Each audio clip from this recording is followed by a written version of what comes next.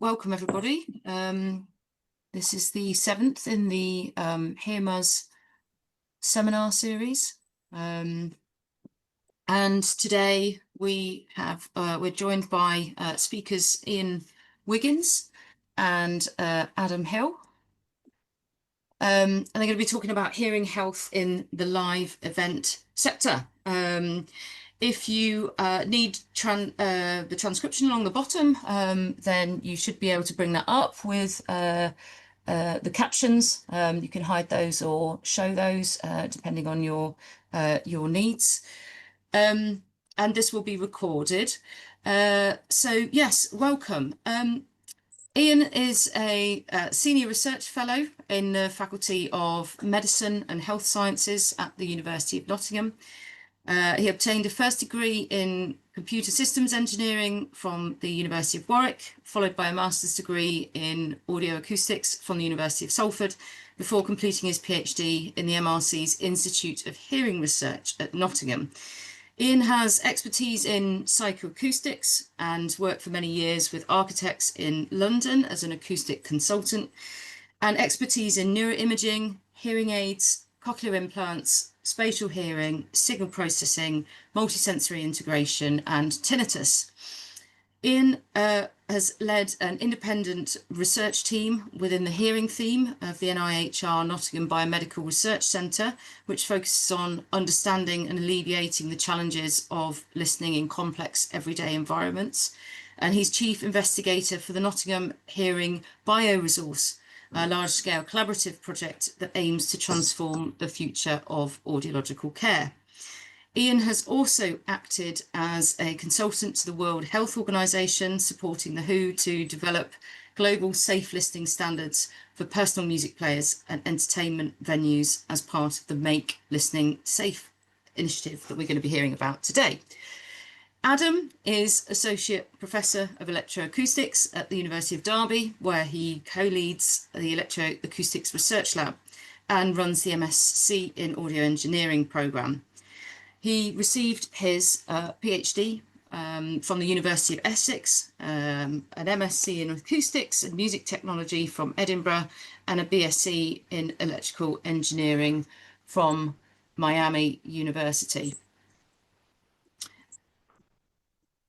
His expertise are in analysis, modelling, and wide area spatiotemporal control of low frequency sound reproduction and reinforcement.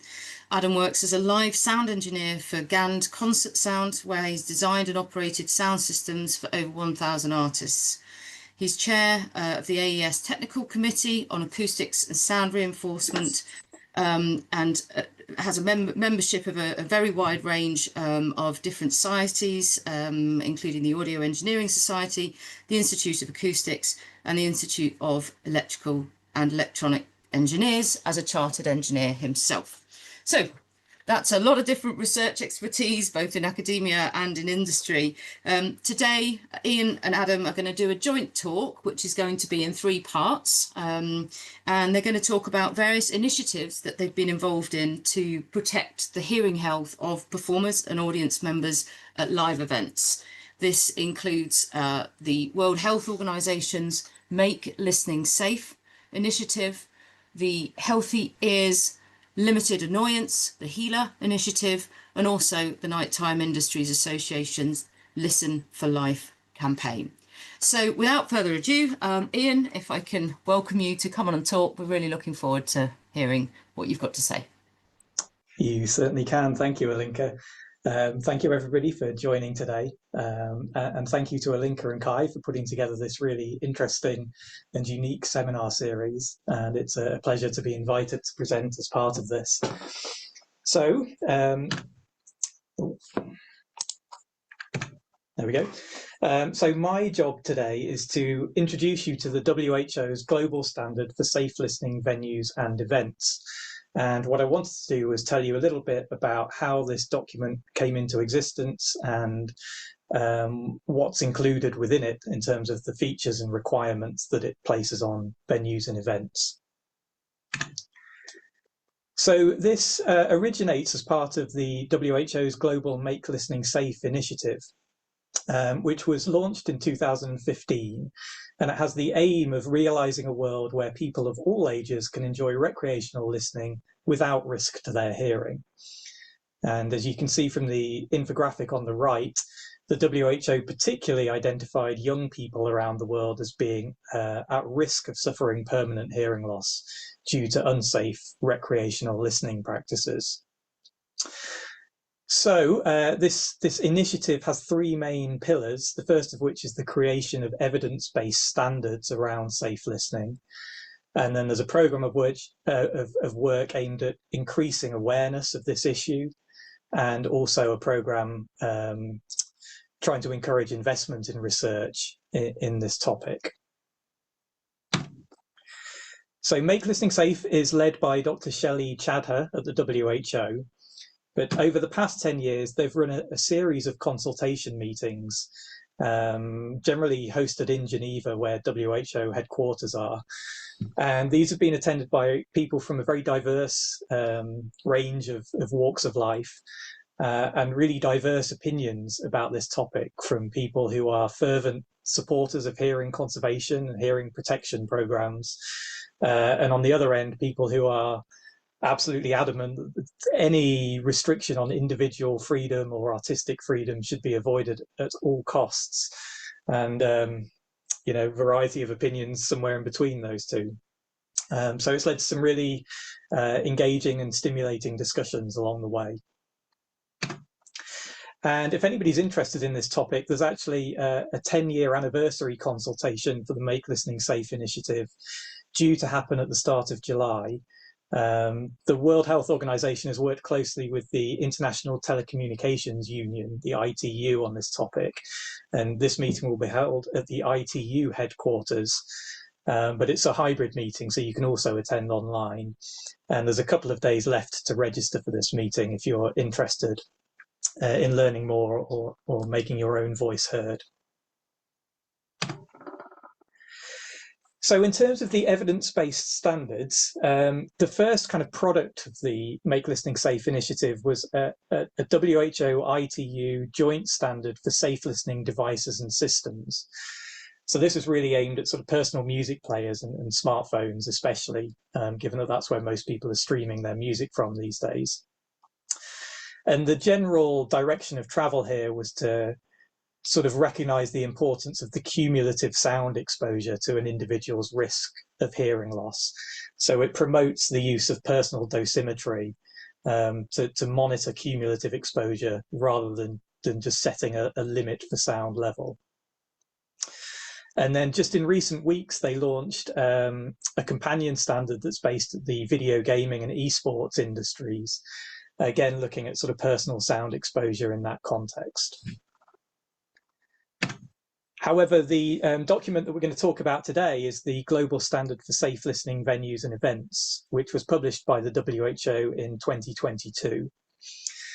And I should explain that I don't represent the WHO in any formal capacity, but as Alinka mentioned, I had been part of the Make Listening Safe initiative for several years, and then was engaged by the WHO through a consultancy agreement to help them draft this standard. So that's why I am here talking to you about it today. So let me tell you a little bit more about sort of what happened in the early days of this and how the standard was developed. So one of the first significant bits of work that was done was a really excellent review carried out by Liz Beach and colleagues in Australia. And she looked across the whole globe at different countries and tried to assess where are there any regulatory policies that are designed to protect the hearing of audience members.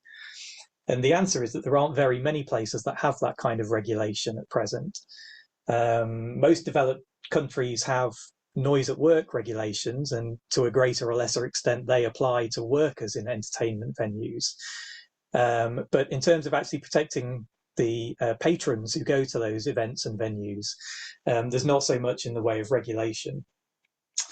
However, that's not entirely true. There are some countries that do have that kind of regulation. They tend to be concentrated in Western Europe.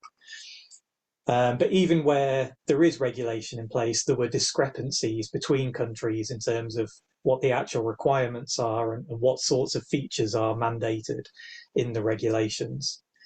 So this background paper gave a really helpful snapshot of how things look across the globe at present, and gave the kind of ideas of what should be included in a harmonized global standard for safe listening venues and events. That was then followed up with some scientific literature reviews looking at the state of the evidence on these topics.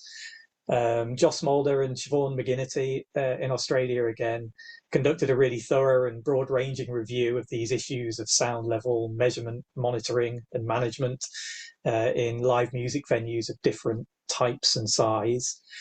And my collaborator Ken Liston from Nottingham Trent University and I did a more focused review looking at sound distribution for safe listening venues.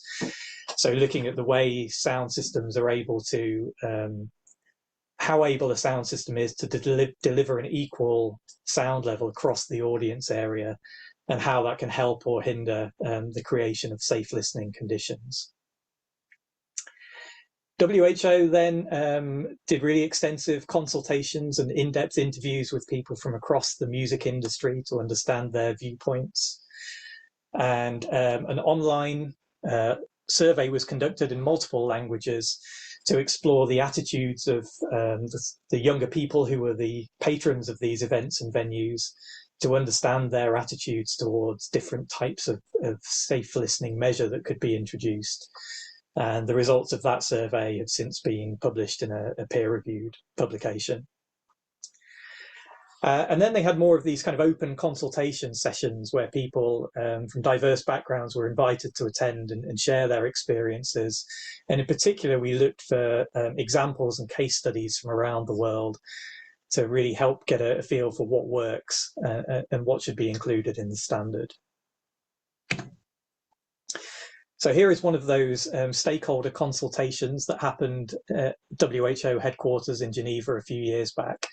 And it was attended by musicians, people who ran venues and events, different professional bodies, consumer groups, international standards organizations, and different governmental and NGO bodies, and then also academic experts from a range of sort of relevant disciplines. So broad membership, and I'm never very good at these sorts of events at maneuvering myself into a prominent position for the group photo, but I am there. Adam is marginally better at this than I am, because there he is a couple of rows further forwards. So through these kind of consultation events, one thing we wanted to do as well was align with other work that was underway at the same time and other documents that were being produced. And one of those was an AES Audio Engineering Society technical report that Adam chaired, titled Understanding and Managing Sound Exposure and Noise Pollution at Outdoor Events. So there was a lot of sort of overlap on the sound exposure side in particular here with the work that was going on at the WHO. And then also Joss Mulder and Adam and some other colleagues, they ran a really useful survey online of live sound engineers, and it got a really good response rate from people from lots of different countries. And this was really helpful because it got the practitioner's view on certain technical aspects of safe listening measures. So that provided some very helpful input also. So all in all, it was a highly collaborative effort to produce this document.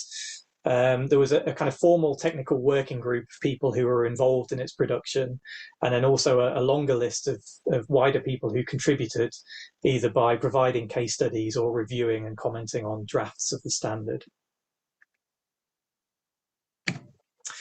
So that's where it came from and a little bit of the process that we went through to develop it. And now I want to kind of move on to tell you about what's actually in the standard and what the requirements are. So there are 6 headline features included in the WHO standard for safe listening venues and events. You can see them there. The first 3 features really focus on the physical environment in the venue or event. And then the last 3 features are more focused on making sure that individuals have the means and the knowledge to look after their own hearing as best as they can. So it was felt important to cover all of those aspects within this standard. And what I'm going to do now is just walk through each of these features and tell you the headline requirement, and then, because I know this audience is very kind of engaged and knowledgeable about these topics, just talk a little bit about some of the considerations that went into coming up with these requirements. So in terms of the sound level limit, the headline requirement is that a safe listening venue or event should have a sound level below 100 dB, LAEQ 15 minutes. It's a little bit tricky, this idea of setting a sound level limit for venues and events, because in a way we're going back on ourselves. I said in relation to the personal audio devices standard that it was recognizing that it's chronic exposure over time that primarily dictates your risk of suffering hearing loss. That's not to say that there aren't situations, albeit relatively rare ones, in the live music scene where you can potentially be exposed to peak sound levels that are so high that they cause immediate mechanical damage to the auditory apparatus. But generally speaking, the main risk that we're trying to protect against with this limit is the sort of long-term cumulative exposure. And we can control the environment in the venue, perhaps, but of course, we have no control in this context over how often somebody is attending these venues or events, or how long they're spending there and over how many years. So that individual dose element is really variable and not really possible to standardize. So a consequence of that is that there's no way to say that all listening in live music venues and events is going to be safe, because to do that, you would have to set the sound level limit so low that it would never be acceptable or even possible for performers or audience members. So you have to acknowledge that live sound involves loud sound, and that's a big part of the reason why people like to go to these venues and events. So that's kind of taken as read.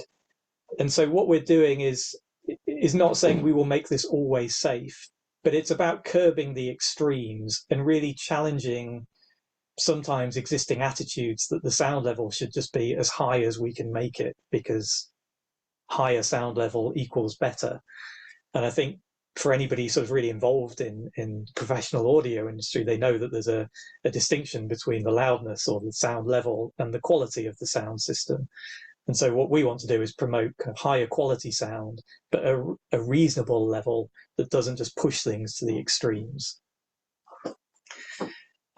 So it's worth saying that even in a venue or event that's complying with this 100 dB LAEQ 15-minute limit, you don't have to spend very long in this sort of environment without hearing protection in order to get your sort of recommended sound allowance.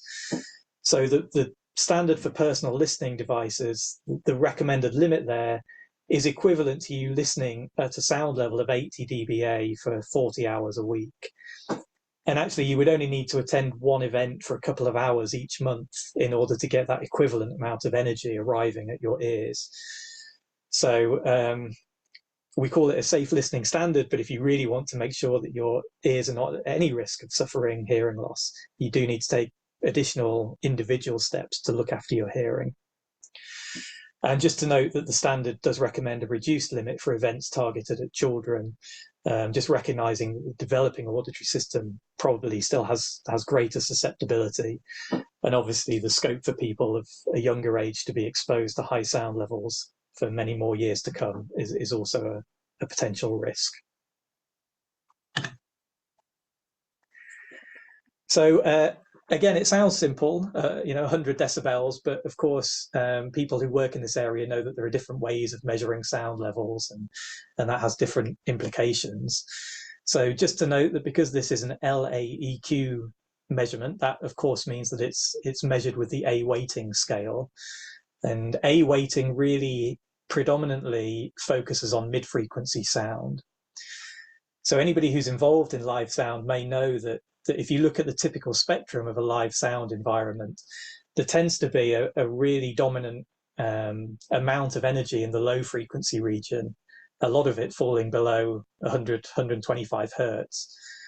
And the way the A weighting scale A weighting works means that energy is almost completely absent from the measured sound level. And the best evidence suggests that A weighting is still the appropriate choice here, in that because of the way mid-frequency sound is most efficiently transferred through the outer and middle ears, it's probably the case that those frequencies are still the most kind of predominantly harmful to the auditory system. But I did think it was important to note that there's a lot of stuff potentially happening in the low frequency range that we don't really yet know whether it enhances the risk to hearing loss or not. And it's not necessarily captured in an A-weighted sound level. For that reason, some places in the world also suggest that there should be a C-weighted limit too. But for the WHO standard, it was felt that having multiple limits with different types of measurement and different numerical values to target was just going to overcomplicate things. So they stuck with the one A-weighted limit. There was also a very lively debate over what the appropriate averaging time interval should be for this limit. And it's an LEQ, which means it's an equivalent continuous sound level. So essentially it's a time averaged sound level over a certain period of time. And the recommended integration window, again, is different in different parts of the world. Some of the considerations there are that if you make this integration window very short, then your measured sound level fluctuates up and down very rapidly. And it doesn't really allow the sound engineer any scope to kind of ride out the peaks and troughs of a natural musical performance. So you might end up having to be very reactive to make sure that you stay below the limit if it was measured with a very short time window. On the plot here, that's the 1 minute measurements in the red trace. Conversely, if you go the other way and you use, for example, a 1 hour integration window, then your measurements become very sluggish. So it takes an awfully long time for them to reach their steady state. And there's also no kind of resetting of the level, for example, during breaks between musical acts. So you could then get in this sort of situation where maybe a sound engineer's hands are tied by what happened, the best part of an hour ago, and they're sort of trying to adjust the sound level of what's happening now based on something that happened a long time ago, and that could pose problems in some circumstances. So overall, it was felt that 15 minutes was an appropriate compromise here that sort of allowed some riding of the natural musical dynamics, but still gave sound engineers timely enough information that they could work with it and control the sound level in a meaningful way. There is, of course, the question also of where the sound level should be measured, because in most venues, the sound level is not the same everywhere in the venue. And again, different standards in different parts of the world have different attitudes towards this. For example, in the Swiss regulations, the requirement is that you measure the sound level at the most exposed place within the audience. So that might be, right up front in front of the loudspeakers. And I mean, there's good reason to do that, because it protects everybody then, because you're measuring the sound level at the worst case location. But in some types of venues, that can be really quite prohibitive and difficult to work with. So generally, the recommendation that the WHO standard makes is that the measurement should at least be representative of the sound levels that the majority of the audience is exposed to. So what that generally means is having a reference measurement position that's sort of in the center of the core audience area. In practice, of course, you generally speaking can't put a measurement microphone in the middle of the audience area, at least not at audience head height, because there are people there. So it's normal practice to actually measure the sound levels at a different long-term measurement position, commonly, for example, at the front of house mixing desk. But it is important in that case to correct those measurements so that the readings are actually representative of the sound level that the audience are being exposed to, so that you don't get people kind of hiding a microphone away partially obscured at the back of a room and saying, yeah, it's fine, we're complying, but in fact the majority of the audience are receiving a far higher sound level. So the standard gives some advice on the best ways to measure those corrections. Okay, so moving on to the second feature, which is about sound level monitoring. And the headline requirement here says it all, really, that there's no point having a sound level limit for venues unless you are actively monitoring the sound level and intervening if sound levels are getting too high. So the standard requires that there be an accurate measurement system in the venue or event running at all times, and whoever has responsibility for setting the sound level can see those readings and is periodically monitoring them to make sure that the limit is being complied with. And the standard goes into a bit more detail about the types of equipment that one might use to achieve that, and also the procedures, important issues like regular calibration of the equipment and the types of records that one should keep. In terms of the equipment, there was a lot of discussion about this too, because some standards in different parts of the world might say you must use a Class 1 certified sound level meter or a Class 2 certified sound level meter. And really, because the WHO was targeting this as a global standard, it was felt that it should be as accessible and inclusive as possible.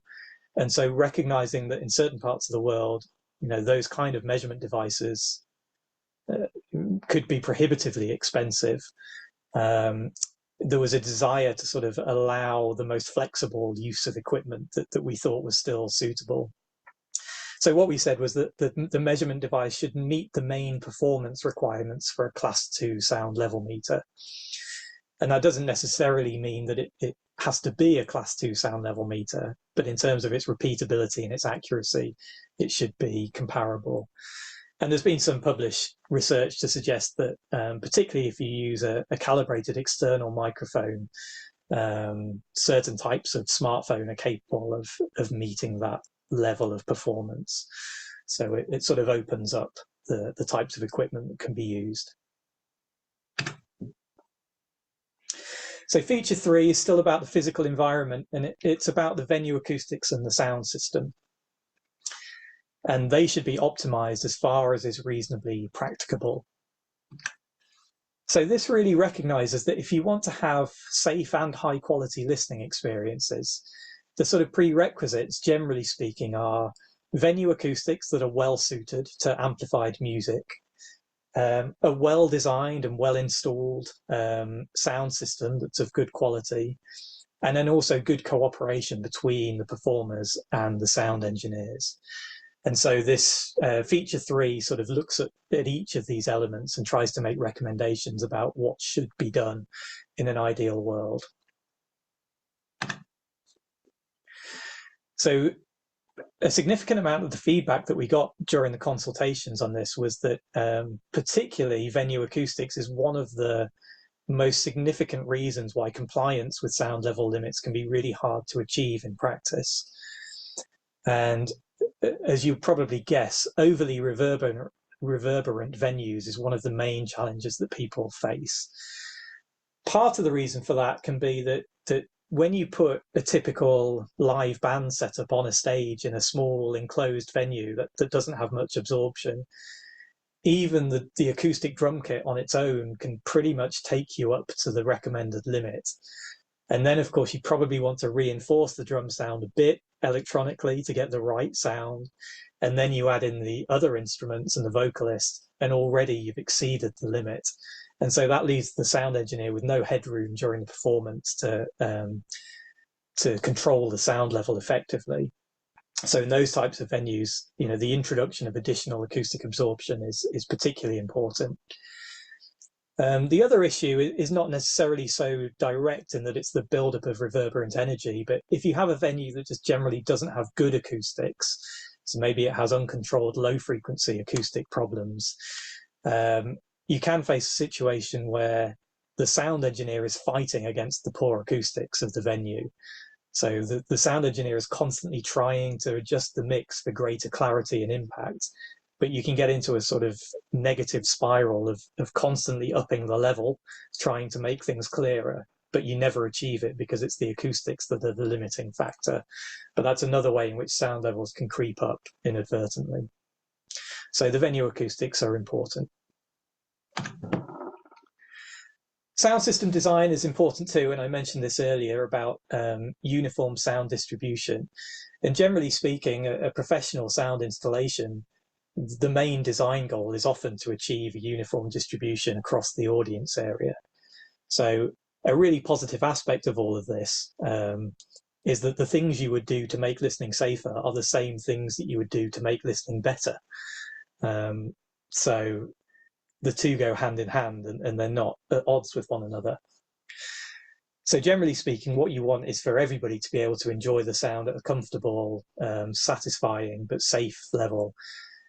What you don't want is the situation where you're having to turn the sound up so that it's loud enough for people at the rear of the audience, but people at the front, close to the stage and the loudspeakers, are being deafened by excessive sound levels. And that's a particular issue where you've got ground stacked main sound systems that people can approach very close to. And actually on that subject, the recommendation of the standard is that if you do have a situation where the speakers are at head level or ground level, you should ideally have barriers to keep people from approaching very close to the loudspeakers. I think we've probably all seen scenarios in which you find people in the audience almost resting their heads against the loudspeakers. And because of the inverse square law, it doesn't follow that in practice because these aren't point source loudspeakers, but still you get a very significant increase in sound level as you go, within a meter and centimeters of a loudspeaker. And so the difference between listening at 3 meters and 30 centimeters, we measured it to be up to 17 dB A-weighted. And that equates to a 46-fold reduction in how long, in theory, you could safely spend in that location. So just keeping people that little bit of distance away from the loudspeakers can make a very significant impact for those individuals. Another issue that the standard addresses, which is especially relevant in smaller indoor venues, is that it becomes really critical to manage on-stage sound levels. Because again, if you don't get that right, you end up in a situation where the sound engineer is powerless to control the sound level, because they're having to turn the sound system up enough to compete with the sound that's coming directly from the stage. So the best thing you can do is to reduce or remove loud on-stage sources altogether. So that might be using in-ear monitoring, for example, instead of having lots of loudspeaker monitors on stage. But then there may also be circumstances where you have to kind of think about how is the sound propagating from the stage into the audience area, and are there things we could do through absorption or through sound barriers to try and minimize how much stage sound is reaching the audience. So that wraps up the sort of physical requirements that we impose on the venues and events. And then the other features, as I say, are more about recognizing that even when you've done those things, there is still an inherent degree of risk in attending these venues and events. So depending on an individual's perspective and their vulnerability and their own attitude, they may want to take additional measures to look after their hearing. So these features are about making sure that those options are available to people. And the first one is to make sure that personal hearing protection is available at venues or events. So particularly if people haven't brought something with them, but then they're concerned about their hearing when they're at a venue or event, they should have the means to protect their hearing. And I'm sure many of us have been to venues where there's a bowl of disposable foam earplugs, somewhere on the way in. And that's good. That's an important step forward, because those foam earplugs are certainly effective at attenuating sound as long as they're inserted correctly. But as most of this audience, I'm sure, will know, the problem is that they tend to sound awful for music. So nobody wants to use them. I always say it's like going to an art gallery and wearing a blindfold. You just wouldn't do it, because the reason you went to the gallery was to enjoy the art. And similarly, the reason you've gone to the music venue is to enjoy the sound. So you have to make sure that anything you're wearing to protect your hearing still allows you to enjoy the sound as intended. So with that in mind, we were cautious because we didn't want this to impose, undue financial burden on people. But we did want to kind of promote awareness and uptake of better quality hearing protection that's reusable, so it has a lower environmental impact. And also it just allows people to get in the habit of wearing hearing protection, but still being able to enjoy good quality sound. So that's the kind of chief recommendation here. The fifth feature is about quiet zones in venues and events. So this is trying to make sure that where it is possible, there is somewhere that people can go where sound levels are quieter, and people can rest their ears from those high sound levels. Now, if you think about this in terms of kind of sound dose and recognizing that with the equal energy principle, if you halve the amount of time you're exposed, it's only equivalent to a 3 decibel reduction in sound level. So you would have to spend quite a lot of your time at the venue or event in the quiet zone in order to really significantly reduce your exposure. But I think these quiet zones have added benefits beyond just the kind of equal energy reduction in your exposure. And one of those benefits, I think, is that because the auditory system, like all sensory systems, adapts to your environment, and also your ears become fatigued over time. We've probably all experienced that in a loud environment for a sustained period, your ears adapt and you become unaware of just how loud it is, and it starts to seem relatively normal to you. And it's perhaps only when you leave the venue or the event and you're in a quiet environment, you suddenly realize, oh, wow, my ears are ringing, or my hearing's very muffled, or I'm struggling to hold a conversation. And so if you give people the opportunity to sort of experience that before the end of the night by resting their ears somewhere a bit quieter, it's more likely that people will take self-protective action. So, for example, reaching for their earplugs and helping to look after their ears. But it's not always possible. A lot of venues are in existing buildings and they're constrained by space and other restrictions. So the standard does make some recommendations where if you don't have the physical space to have quiet areas, you can still do some practical things like making sure that in circulation spaces, the sound level is kept low and you don't have incredibly loud music blaring in toilets, for example, which is sometimes the case. And also in the main performance space, one thing you can do is periodically drop the sound level so that in between live acts, for example, you don't just keep blasting the audience at the same level throughout. So that brings us on to the final feature, which is training and information. And this is really about raising awareness and empowering people to know that there's a risk and then know how to better look after their hearing. So 2 main aspects to this. One is about training for the people working at venues and events, whether that's the management, the organisers, or just people in patron-facing roles. And the main thing that we request there is that there is a basic training just so that people are aware of the risks of suffering permanent hearing loss through exposure to high sound levels. And also that people are aware of what the venue is doing in a safe listening context. So if earplugs are available, can staff point people towards where they can get hold of those, for example? There is then a recommendation for an enhanced level of training for the person who's actually responsible for monitoring and managing the sound level, because there's a greater degree of knowledge needed to understand what that LEQ 15-minute measurement is and how it's going to respond and what somebody needs to do in order to comply with it. The second aspect of this is about education and awareness raising for the audience. And that could be done either in advance through information on printed or electronic tickets, but also at the venue or event itself through prominent notices on display there. And one thing that we felt was important was that this isn't just a kind of finger-wagging, scaremongering approach that says loud sound is very bad. Watch out, because that doesn't really help anybody, when they're at a venue or event to do anything practical to look after their hearing. So again, it's about highlighting the positive actions that the venue is taking or that the individual can take in order to look after their hearing, with the aim being, of course, that people continue to enjoy live events for long into the future.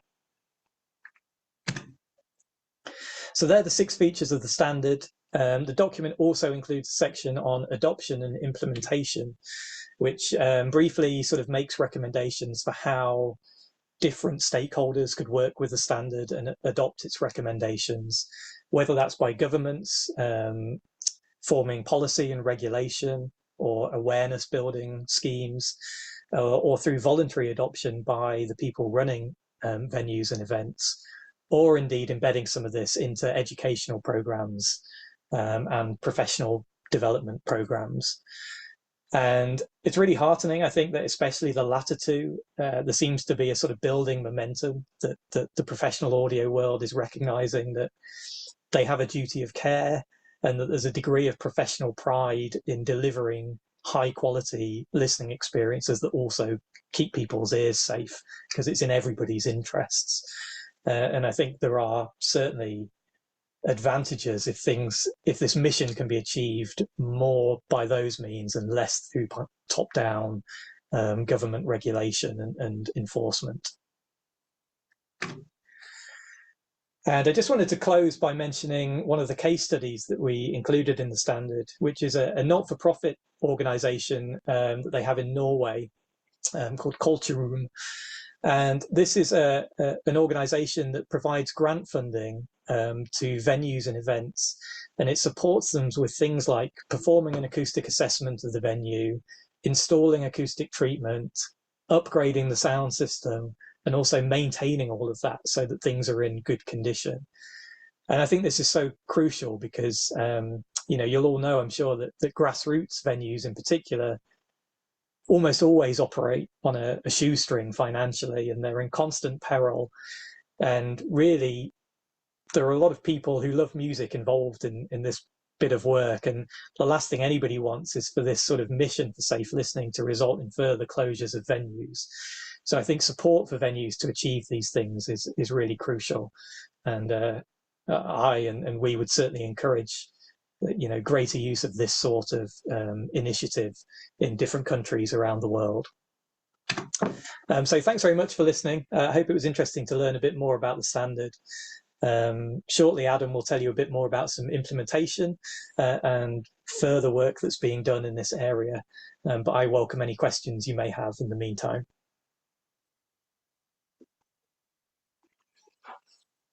Thank you very much, Ian. It's really excellent to hear about the development, the work that went into creating that standard, and then to have such a clear overview of the different features of the standard. If anybody has any questions, please do put them in the chat down the side. Just sort of picking up, if I can start the questions, there's time for a few while everybody's thinking just about this sort of sound level limit. There's sort of quite a clear rationale there for choosing the sort of 15 minutes to assess that variation, the peaks and troughs in intensity over time. Just with the A weighting and the decision to use the A weighting, is it the case that some frequencies are considered to be more damaging than other frequencies, and is that why the A weighted is chosen, because of the potential for the impact for very intense mid frequencies on the cochlea?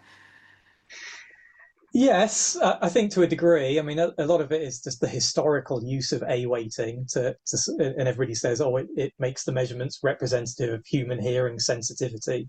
And then you get into a lot of debate because the A weighting is based on the equal loudness curves for relatively soft sounds. And then when you listen to sounds at 100 dBA, the equal loudness contours become much flatter. So there's an argument that says, well, actually the A weighting isn't relevant at these kind of sound levels. And perceptually, I think there's some truth in that. But just because of the physical transfer of sound energy through the outer and middle ear, you've got greater efficiency of transmission at those middle frequencies. Mm-hmm.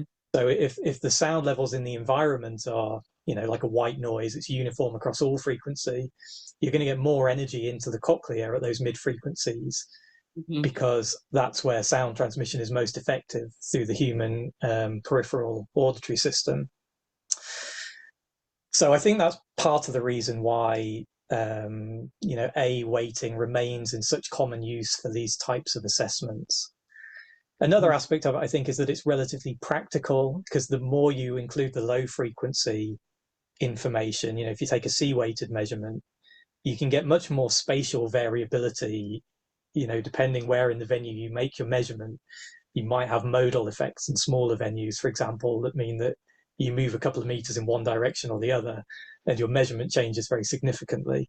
And whether that's really changing the risk to the individual is less clear. So I think part of the reason A weighting is still so widely used is because it's just quite easy to work with in practice. But I think there's a lot. I think there's a lot we don't know, because these experiments, it's unethical to do much of them on human listeners. So a lot of it's transferred from animal models, with the various uncertainties involved in that.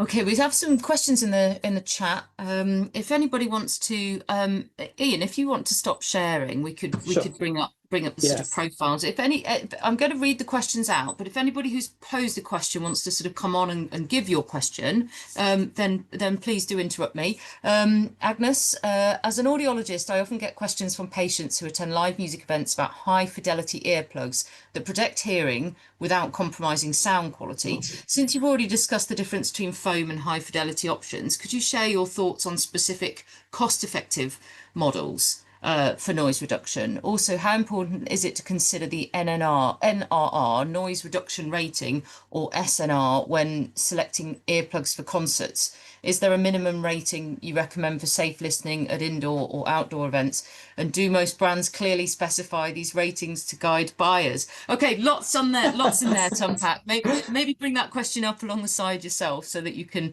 to just answer a few bits in turn.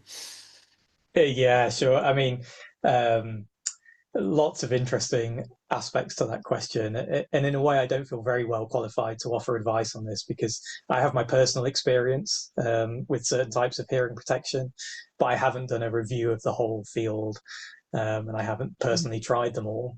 I guess what I can say is that I have not yet invested in custom molded hearing protection. So I use an off-the-shelf, pre-formed, but notionally high quality earplug that provides a moderate level of attenuation, claimed to be on the order of 15 to 20 dB reduction. And it's something that personally I'm very satisfied with. And, it's not throwaway money like a foam earplug, but nor was it very high expense. We're talking tens of pounds probably. And I think there are more of those sorts of devices coming onto the market, because more people are wearing them at venues and events now. So hence the market gets bigger and cost comes down. So I think you just have to try them really and find something that works for you. So much of it is about individual fit, and ultimately you'll only wear these if they're comfortable for your particular ear anatomy. So it's worth trying a few and finding something that works for you. In terms of the amount of attenuation, it's really tricky. The box will have a number on it that says this is the manufacturer's claim, but there are different ways of measuring these things, and often what's claimed on the box won't be what's achieved in practice, particularly if it's naive users who haven't had the earplug inserted by a researcher who's about to measure them in the lab. So often the performance in the real world is a relative fraction of that's claimed by the manufacturer, depending on how well the device is fitted. There is a recommendation in the standard which says that 12 dB attenuation, as measured in a particular way that we think should be kind of representative of what most people will achieve in practice, is the recommendation. Which again, even 12 dB of attenuation, it might not sound like all that much, but it allows you to be in that environment for much, much longer than you could be safely without the hearing protection. And again, there's a degree of personal choice in this, because you don't want too much attenuation, because then you're not likely to enjoy the feel of the event. And also you probably want to be able to still hold conversation without having to take the ear protection in and out. So my take on this is that an earplug that provides a moderate degree of attenuation that you're happy to wear all the time is much better than one that's, you know, highly protective, but that you just don't want to have in for sustained periods because it gets in the way of the reason that you're there in the first place. Hopefully I addressed some of the points from that, but yeah, it's a rich topic. Thank you, Ian. There's a couple of anecdotal points about sort of music at social events and the use of earplugs, and also attending motorsports events as well, and it being heartening how many children are wearing very visible ear protection, showing good awareness and responsibility of parents and carers. I think I've seen that at music festivals as well. It's always good to see. So thanks, Nick, for those comments. Then there's another couple of questions here from Ben and Andrew that are around oral diversity, and whether whether this was considered in the consultation, and how it might be accounted for. So Andrew puts, this is around 1/6 of the world's population. For example, deaf people will not have a problem with loud sounds.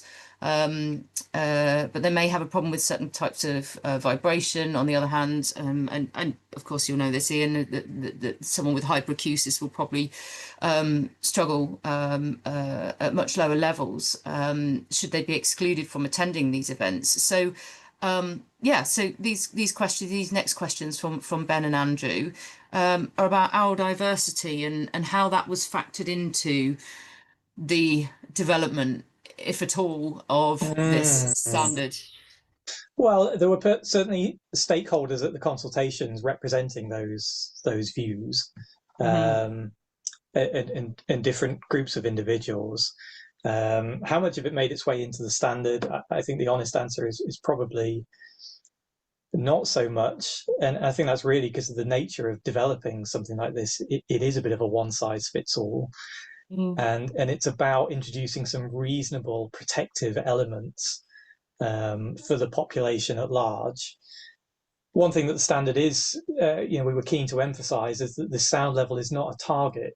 We're not saying your sound event should be 100 dB LAEQ 15 minutes, because there will be many events and occasions and genres, times of the day, different types of audience where that's not the appropriate sound level. So we're saying this is the upper limit, and we should be below that, but there will of course be scope for venues where the majority of the audience don't want to be listening at that level.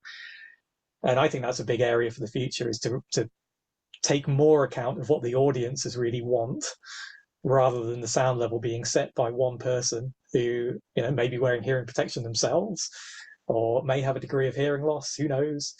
So I think just having awareness and moving towards a world in which it's routine to measure sound levels at venues and events and know what you're presenting to people is a good thing, even if you then need to do some tailoring to suit different individual needs and preferences.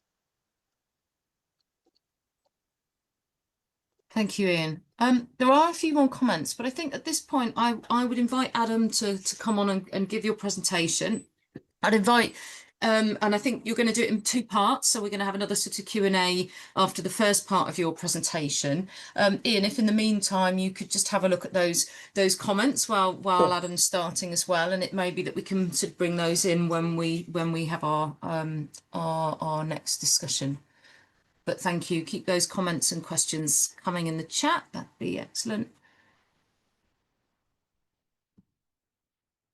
Okay, hopefully you can all see that. Yeah. Right. Yeah. So thanks, Ian. I think Ian probably filled in a few gaps that are in my presentation, so it's a good thing he went first and did all the difficult bits.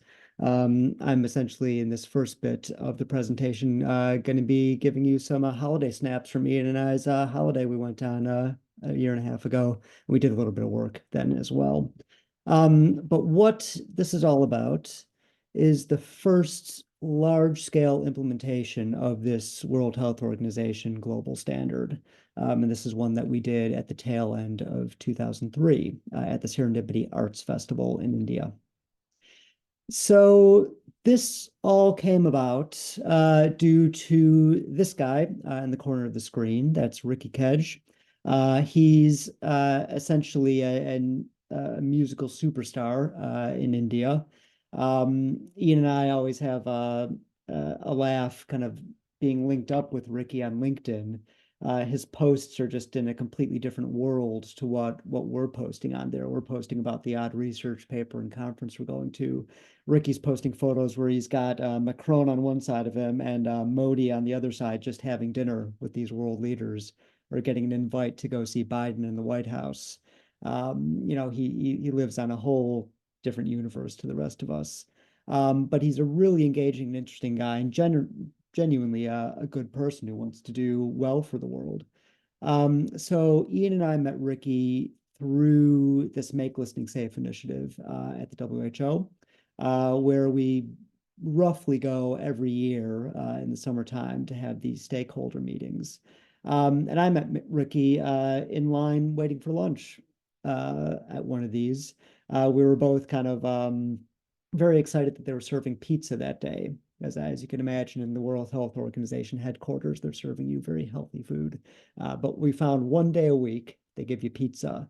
It's not like frozen pizza. It's this artisan, hand-stretched pizza. So we were next to each other in line, just being very happy we're getting pizza. You need a bit of comfort food when in these intense meetings, day in, day out. But we bonded over that and sat down. This would have been in summer 2019 to lunch. And as you do, you ask Ricky, well, what are you up to? He says, oh, I'm launching a university in Bangalore here. I'm recording another album with Stuart Copeland over here. Just received another Grammy Award. But he said, oh, and I'm curating a music festival that's happening at the end of the year in Goa, in India. And he said, just kind of off the top of his head, oh, we should implement this global standard at this festival, and you can be the person to do it. And I'm thinking, I know Ricky, he has these crazy ideas every time we meet, and nothing ever comes of it. But in the meantime, he's calling over Shelley, who leads all this, saying, hey, you can send Adam to India and he can do the standard, right? And Shelley's like, yeah, we can do that. That sounds good. And I went back home to the UK and said, there's no way. This is never going to happen, not in a million years. A few weeks later, I'm getting invites to these meetings with the production crew from the festival and Ricky's people and the WHO people. And it seems, yes, this is actually happening. So I very quickly made sure I roped Ian in because at least I can cover the engineering side of this, the acoustic side. But from a hearing health perspective, I'm way out of my depth. I don't know much of anything about hearing health. Many of you in the call might see me in a way as the enemy, as the sound engineer. I'm the one actually producing all this sound, or at least reinforcing it. So we brought Ian on board to balance out the approach and kind of fill in all of my gaps and expertise. So there was the team. But the festival is actually, it's a really interesting approach to doing a festival. First of all, it's free. So it's funded or paid for by an Indian philanthropist. And the idea is that it's something that's accessible for anyone. So anyone, regardless of who you are, where you come from, you're welcome at this festival and you can go for free. And as a consequence, there's about roughly 250,000 people who attend every single year. So we were brought on to be effectively representing the WHO, although not being the WHO, and helping to facilitate compliance with the standard. And there's a certain source of pride here. I mean, I think Shelley was keen to have a non-European or non-North American festival be the first to do this. So one in India would be perfect. At our initial meetings, as you would expect, there were some concerns. You kind of get this, you get this from most festivals saying, oh, we run at 105, 106, 107, we can't go down to 100 dB. And it's sort of what Ian pointed out in his presentation. It's not so much just about the number, but it's how you're measuring and arriving at that number. And there's no use going into those details at such meetings with clients, but you kind of say, well, I've been to loud events and they've been all right. They've been able to comply with this 100 dB LAEQ, 15 minutes. So I think you'll be all right. But they were concerned. They said, Indian music is naturally, it's loud. We like our very strong sound pressure levels. So, we're going to struggle. And at first they said, can this just be an information gathering exercise and not a compliance exercise? We said, yeah, fine, whatever you want to do, we can come back a year later and do it again if you like, but let's see how it goes. So we went there in November 2023, about 4 weeks before the start of the festival, for some site visits, just to meet the key people involved and see what venues we're going to be dealing with. Beforehand, we noted 8 venues that were going to be hosting a combination of live music and dance and theater and other potentially loud acts. And then another approximately dozen venues that will host smaller art installations or performances. We decided that the 8 venues with the live events, we needed to do proper monitoring there. The other smaller venues, most likely, we would just have to take spot measurements just to make sure nothing crazy was happening. So off we went. So Ian was smart in this. He tacked on a family holiday onto the front side of this visit. I didn't do that. It didn't work in my schedule. So I literally got off the plane and just was straight into production meetings with the team. And I think, Ian will back me up on this. I think there was a little bit of hostility to begin with. I think they saw this as something that was pushed upon them by their bosses. And, you have to keep in mind that I wasn't viewed as a sound engineer or as an academic, nor was Ian. We were viewed as the WHO. That's how they saw us. And as many times as we, reminded them, we're not the WHO, we're here to help you. They saw us as the sound police. So you can see from these early on photos, there's a lot of intense staring and crossed arms.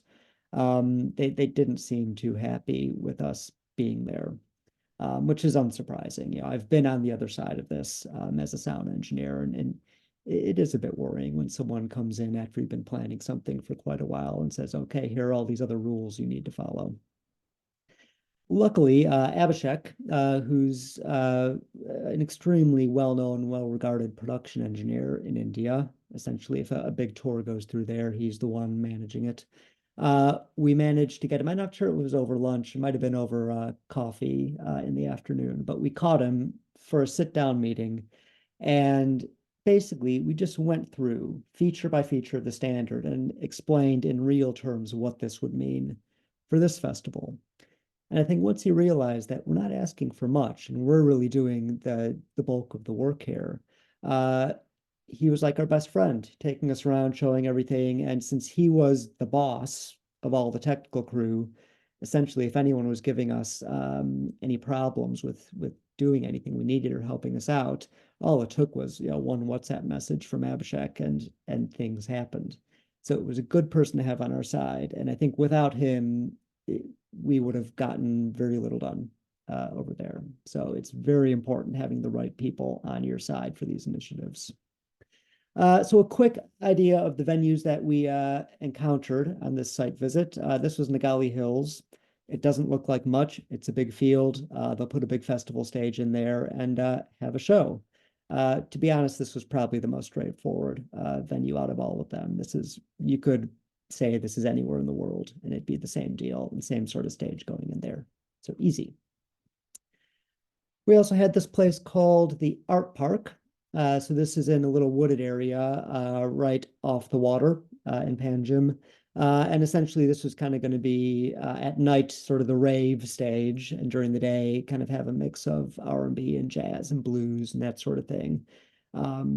But that's where the stage was going to be. Essentially, we were there just to look at kind of what the proposed layout was for audience areas and quiet areas, and also get kind of a reading on the network strength, because we're going to have to install sound meters that upload data to the cloud.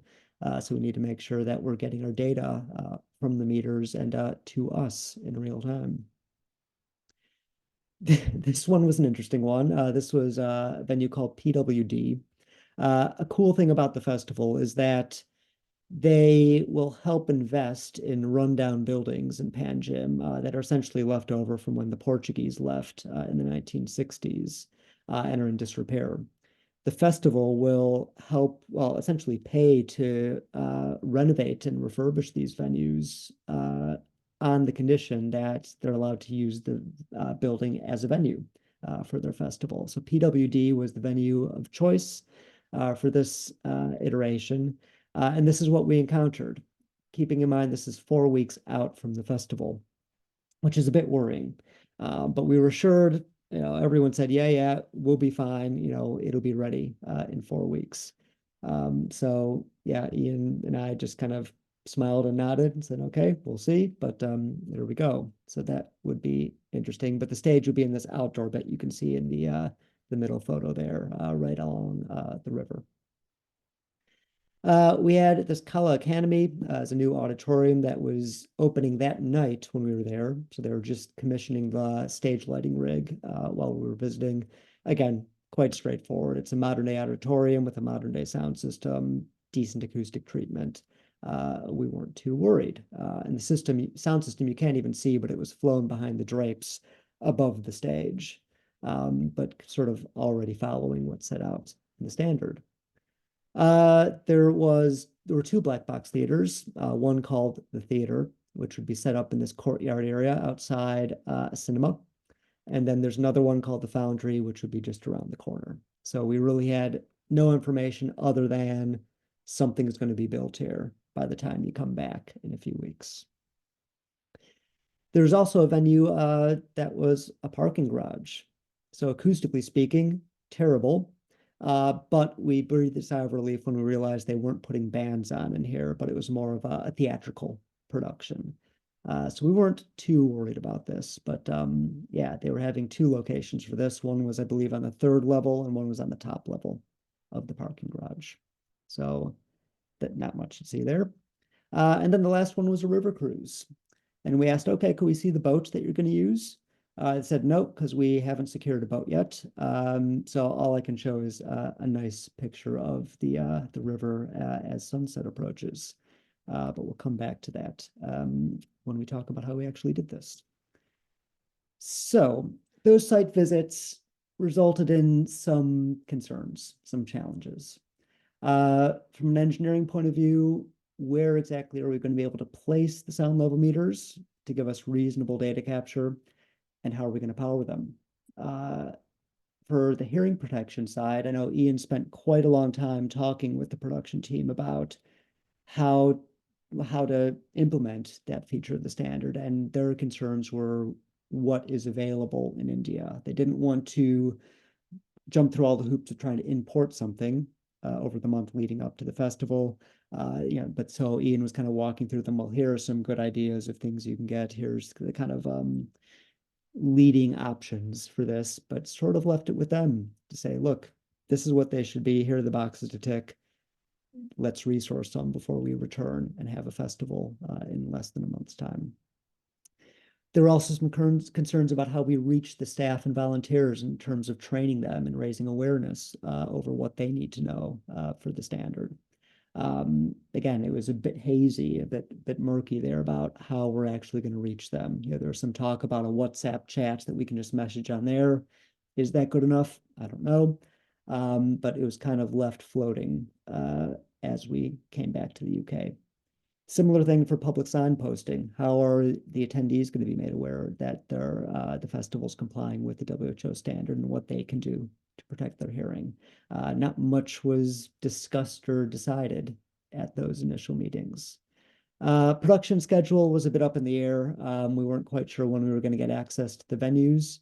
And from my end, it still wasn't set in stone how we were going to source all the equipment we need, let alone how to transport it.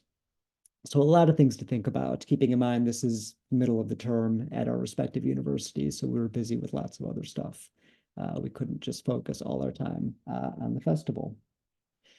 So we came back to the UK, tried to answer as many questions as we could about how we were going to do this, and then came back. in December to do the fest.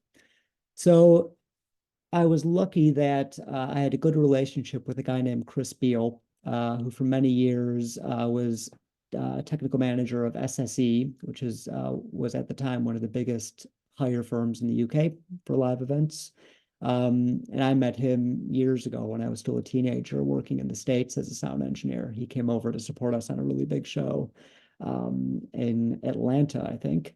And we've sort of gone in and out of touch ever since. But Chris now runs a firm called SPL Track, which looks at noise from everything from music to construction to motorsport, as well as air quality related to all these things. And so it was just a quick phone call to Chris saying, hey, I need a dozen meters for this festival case study we're doing for the WHO. Can you lend me some? And the next week, he was dropping them off on my desk at the university, which is very kind of him. So you can see a snapshot of a sample of the equipment that we had for this. The smaller meters are J-series meters. They're fully wireless in these kind of waterproof Pelican cases. They have about an 8-hour battery life. So if you're leaving them out for a festival, they do need to be plugged in. Whereas the larger ones on the right are the K-series, which have an 8-day battery life. So those theoretically could last an entire festival. So we got 6 of each, all the clamps and antenna and power supplies that go along with that, as well as power adapters to meet the Indian plug standard. On top of that, we got some 4G USB dongles so that we can get Wi-Fi to these meters, as well as UK SIM cards to put into these dongles, so we have connectivity. So what we were going to monitor is LAEQ, LCEQ, and 1/3 octave band. We just gathered as much data as we could since the meters were going to be there. All of the meters were capturing at 1-minute intervals, which was the highest resolution that we could get on these meters. Technically, they weren't Class 1 calibrated, but they've been lab tested to comply with Class 1 equivalent because they were MEMS microphones and they're not your standard microphone capsules that you get on typical B&K meters. So that's what we brought. And that led us to meeting up at Manchester Airport, trying to get this stuff into India. To make a long story short, it was complicated getting this stuff even just onto the airplane in the UK. We had this ATA carnet, so it's paperwork that has to be stamped to go in and out of any country. If you don't do it, you're on the hook for pretty big fines. So I was told in no uncertain terms to not let this bag out of my sight until I get my paperwork stamped. Inevitably, we got to the airport. They didn't know anything about these things. And the security manager essentially told me to put this on into the baggage hold, go through security, pick up this red phone that's around the corner from security, and call out a customs officer to stamp your paperwork, which I'm like, I'll never see these meters again. We're not going to get them. We'll get to India and have nothing. This is the end of this whole case study. But sure enough, we got through security. We found the red phone, picked it up, got a customs officer out, and he stamped our paperwork without asking any other questions. Customs in India was a little bit different. Goa being a holiday destination, I don't think they get many commercial travelers. So it took a lot of convincing and persistence to actually get them to stamp and look at our paperwork instead of just waving us through and telling us not to bother. But we got in, we were on the ground, fired up one of these meters and dongles to see if we can get connectivity to make sure it worked, and nothing worked. So there we are, I think 2 days out before the start of the festival, and nothing works. We can't get connectivity, and I'm just sat there in the hotel room thinking, right, we've come halfway around the world for nothing. This isn't going to work. So we dug into it and realized that there'd been some new SIM card laws in India related to terrorism. And essentially, any foreign SIM cards aren't going to work in dongles anymore. And if you want to purchase new SIM cards as an international visitor, you're limited to two per person per day. And we needed 12. So you can see the predicament we were in. Ian and I went to pretty much every mobile phone shop in Panjim that day. And there was one, which is, you can see the photos on the slide, one very nice and understanding husband and wife who ran Chiara Mobile in Panjim, who I think they stayed open about 2 hours late for us that first night and got us our 4 SIM cards for that day. But it really just came down to the wire getting these Indian SIM cards. There were all these hoops to jump through. It was not an easy process, but we got there. On top of that, I realized that the meters couldn't sync to the local time because the firmware in the meters didn't anticipate the need for a half hour time difference because we were 5.5 hours ahead in India. So that was a quick call to Chris Beal, who got on the phone to his software people, and within about 15 minutes, I had updated firmware to put on all the meters to comply with the time difference in India. So that was a very stressful first few days. But we got there in the end, and I think we got all the meters installed. I think the last of them went in the morning of the first day of the festival. So at the 4 larger venues, they had 2 sound level meters, 2 sound level meters installed, one at front of house at the mix position and one above the stage. The stage one was more for a separate project Ian and I are working on, looking at sound contributions from the musical instruments on stage versus the sound system itself. So that was kind of a continuation of a pilot study that we did earlier in 2019 looking into this. So that was sort of separate to the WHO. But again, if we're going to be there, we might as well collect data. So we calibrated at the center of the audience as per the standard, as well as measuring a grid across the audience, both left to right and front to back, to get an idea of the variance in sound coverage across the area. So we, as expected, measured an LAEQ. We used brown noise for a calibration signal, and that gave us our calibration offset. So how much difference is there between the middle of the audience and the mixed position where the monitor is going to be? Smaller venues was very much the same, except we didn't bother with the stage meter. Okay, so here's just an idea of what the venues looked like when they were all put together. Nagali Hills, the main festival site, it looks like a festival, could be anywhere in the world. That was fairly straightforward. So you can see me putting the meter up at front of house, and then you can see circled in red, that's the stage meter mounted to some truss, stage right. Art Park, I think this ended up being a really cool venue. Probably some of the best music that we heard while we were there. Again, put a meter above the engineer's head at front of house and directly above the stage, center stage. So that was easy enough. PWD, amazingly, was all put together by the time we arrived. And we kind of asked Abhishek, the production manager, like, oh, so the construction crews pulled through, you know, they got it done. It's like, no, they didn't. And he said 48 hours before we arrived, the venue hadn't changed at all from that pile of rubble you saw when we were there in November. He said they went into production mode with the production team and basically cobbled together this entire building to be ready for this festival. If you looked closely, it was clear that this place was going to fall down again in about a month's time. But they stuck it together, glued it together enough to get through the festival. But there's the stage, meter locations as shown. HELA Academy gave us a surprise.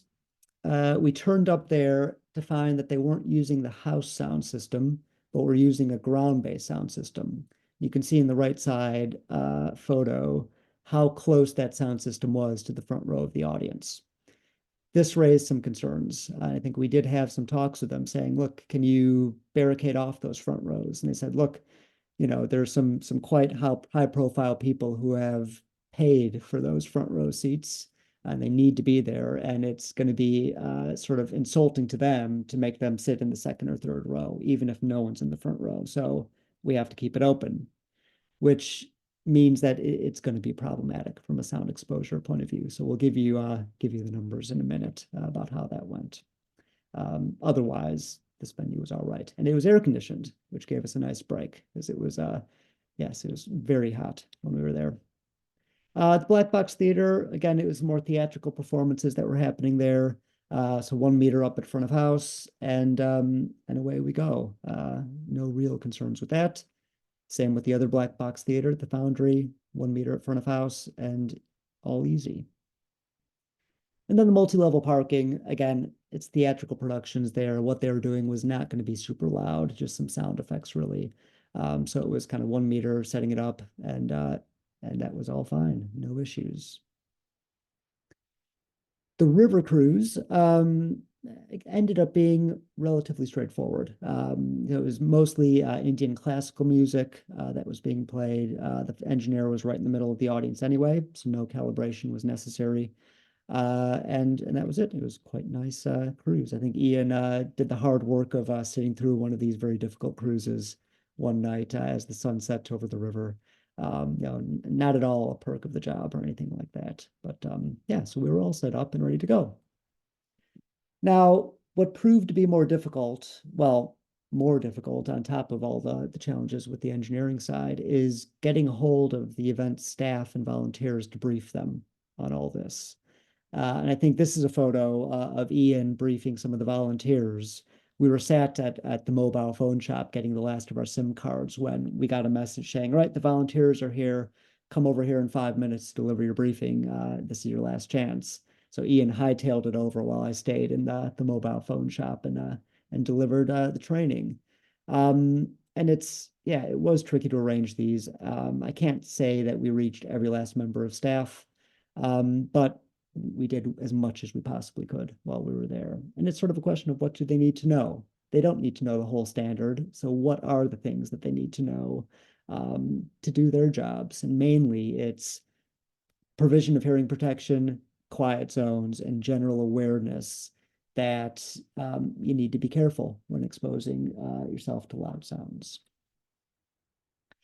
So for the hearing protection, they ended up sourcing some hearing protection. We can't say that we were entirely supportive of the motto of this brand, go louder or longer. But there you go. That's what turned up. It wasn't a free option because these were quite pricey by Indian standards. So we had to work with what we had. So there was a small fee attached to using these. And it was sort of a question of the festival. How many do we order? 5% of all attendees, 10%, 100%? I think in the end, they got enough to cover 5%, maybe even slightly less, with the assumption that not many people are going to actually take up this option. And they were right. I'm not sure they sold so many because they weren't free. So yeah, that was a challenge. And maybe at the end of this, Ian, if you want to add anything, of your insights, then feel free to. And then public awareness. How do we, are we going to put signage up? How are we going to raise awareness of this? And it was quite the battle with the production team and the graphics design department to actually get some sensible posters out there about this standard. And again, what needs to be on it? What do they need to know? What do they want to know? What shouldn't we say? You have to respect kind of the cultural differences. And there are certainly things that they advised us that we really shouldn't say because we'll start angering a lot of people, generally around personal freedoms and kind of the right to do what they want in their own time. So a lot to consider here, but we did get signage out. During the festival, we did achieve real-time monitoring. So this is a screenshot of looking at all the meters in action across the city at all the venues, which was great. It means Ian and I could roam around Panjim during the festival and keep an eye on all the venues and pop into the venues that may be pushing the limit a bit too much. There was inevitably troubleshooting. So most of the time it was just that the meters would get unplugged from their power source. So we're watching the battery level tick down on our phones. So we have to run over there and make sure we plug them back in before they run out of battery. I think there was only 1 meter that lost power during a performance, but the rest of them were quite solid. I say there's enforcement, but we weren't really there as the noise police. But there were a few things we did kind of raise our heads up and kind of, tell them you have to do something about this. The center photo was at the VIP opening of the festival, which they invited us to. And that was the videographer. That's where he was standing. And E and I were standing in the back messaging the production team saying, we need barriers in front of these ground-based loudspeakers. And we were kind of getting the response saying, oh, we don't have the bandwidth, we don't have the time, we have other things to worry about. And so I took a photo of him, put it in the production team WhatsApp chat.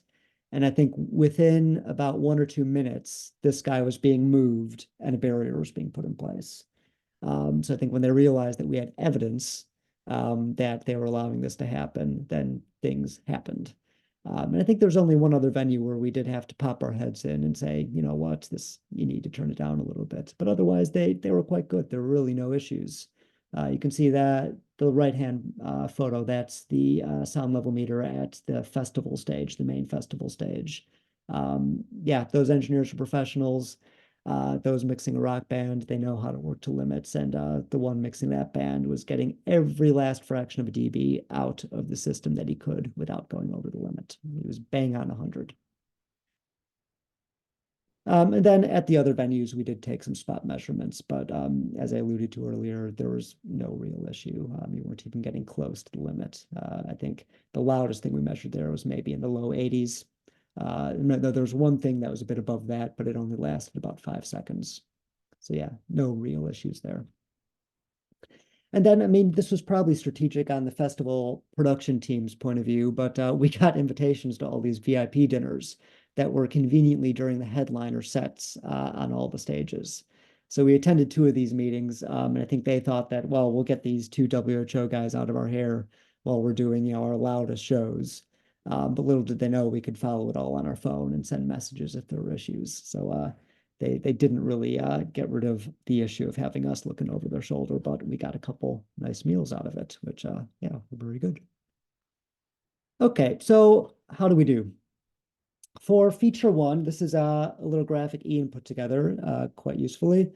It was only Nagali Hills, which was the main big stage at the festival, that ever went over the limit. So their maximum LAEQ 15-minute reading was 101.1 dB. That was only representative of just under 4% of the whole time of the festival, which spanned, I think, 10 days.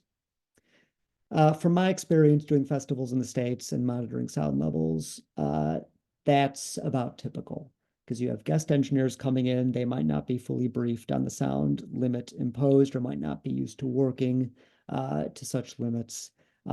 It's inevitable. All the festivals I do, you're going to look at around 5% overage of the limit from my experience. So I see this as still being compliant. So not so much an issue. All the other venues, all good, well below the limit, which is good to see. Feature 2, real-time monitoring. Like I said, we did it. And we were able to monitor it on our phones. I think that's a screenshot from Ian's phone of this thing in action. That's all good. They did it. Now for the venue acoustics and sound systems, this is where the details of the sound system configuration become very important. You'll see Nagali Hills, that's the big festival stage. We measured delta front of house to odd. That means the difference between the mix position to the center of the audience. It was only 0.7 dBA off at this stage, meaning that they did optimize the sound system quite well, meaning that the front row of the audience is unlikely to be getting extreme sound exposure as compared to front of house. The front row peaked at 101 dBA LAEQ. Maximum, the peak level is 107 and then 132 dBc, which may seem like a lot, but again, from my experience, that's quite typical for the front row of an audience with ground-based subwoofers. And that's a talk for another day, how we can go about limiting that exposure, because it is a problem, but within the context of the standard, we're not looking at that. You could see in the art park, we did have a problem because the center of the audience to front of house was nearly 9 dB different, meaning that whatever they're mixing at the mix position is going to be way off what the audience is receiving. So that resulted in quite a discrepancy between what the mix position was receiving and what the front row was receiving, which generally can be classed as poor sound system design. they could have done better with it. Similarly with HeLA Academy, with that ground-based system, luckily it was only dance performances, so there wasn't anything extremely loud happening, but still the front row was receiving over 100 dBA when the rest of the audience was probably in the mid-80s, upper 80s. So you can see the rest of the data there. Some examples of good sound system design, other examples of quite poor system design. So certainly areas for improvement. And yeah, like I said, it was the ground-based sound systems that proved most difficult to comply with this feature. They needed barriers, and that's something that we both pushed for quite a bit while we were there. For hearing protection, like I said, there's no free option, and that just means that you can't say that it was accessible to everyone there. Not everyone's going to be able to reach into their pocket and pay for this extra expense, especially at a free festival. So that was problematic. And I think that caused limited uptake due to the high price, and maybe also because it wasn't so visible on the signage, at least until later on into the festival. So there were some good things about this feature that they did meet, but there's, again, room for improvement. The quiet zones, this was straightforward. It's an outdoor festival. You have quiet zones built in. You know, if you want to eat a break, walk away from the stage, you're in a quiet zone. So we didn't really have to do anything for that. And then for training and information, you know, I already mentioned that it was difficult to get a hold of the people we needed to talk to. So I can't say for sure the impact of this training. Ian delivered what he could, but whether that made any difference to the operation of the festival in terms of what these volunteers and staff members were doing, I'm not sure. So overall, we can say that they had broad compliance with all WHO global standard features. Certainly room for improvement, but you know, it wouldn't take much to have complete absolute compliance with all these things, which just with a few tweaks. There were a few complaints from the main stage. Some people, mainly engineers, saying, "Oh, it's not like it was last year. It's not loud enough."